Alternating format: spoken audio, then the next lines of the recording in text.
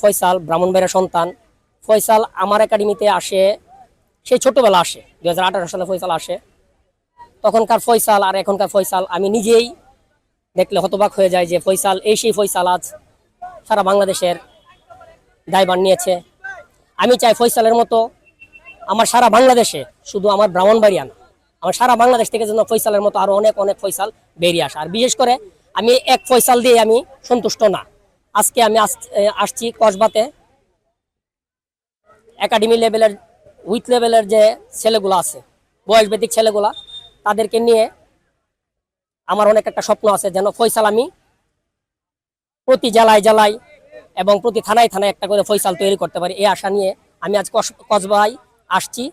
কসবায় আমি প্র্যাকটিস অনূর্ধ্ব 15 এবং 14 টিমের প্র্যাকটিস দেখেছি। অনেক ছেলেদের আমার পছন্দ হয়েছে। আমরা আশা করি তাদেরকে নিয়ে আমরা ক্যাম্প করব, ব্রাহ্মণবাড়িয়া সদর আমরা একটা ক্যাম্প করব।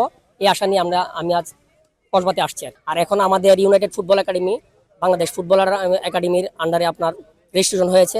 আশা করি এখন থেকে আমরা মানে ফুটবল আন্ডারের, বাংলাদেশ ফুটবল ফেডারেশন আন্ডারে আমরা চলে গেছি। আশা করি এখন থেকে সামনে কিছু ভালো কিছু হইতে পারে আর কি, এই জন্য আশ্বাস আমাদেরকে দিয়েছে ওনারা। ফান্ডিং এর যে বিষয় দিয়ে আমাদের এখনো কোনো তেমন কোনো কিছু না, আমাদের কোনো সহায়তা আমরা অবশ্যই আমরা চাই। কারণ আমরা দেখা গেছে একটা একাডেমি একা কোনো মতেই সম্ভব না, কয়েকজন মিলে একটা একাডেমি সম্ভব না।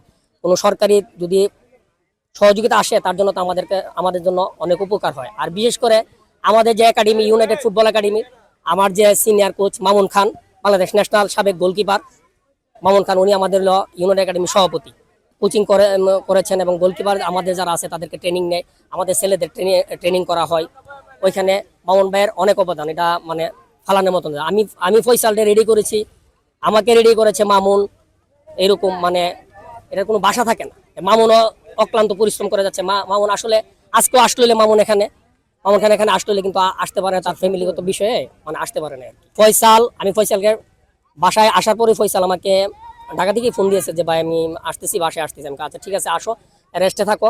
রেস্টে থাকার পর শুধু প্র্যাকটিস আর বাসায়, আর ওই যে আদার্স খ্যাপ এ ধরনের কোনো কিছু আমি তো কোনো সময় পছন্দ করি না। আমি ছেলেদেরকে নিয়ে এ ধরনের কোনো স্বপ্ন দেখি না, খ্যাপ নিয়ে আমি স্বপ্ন দেখি না।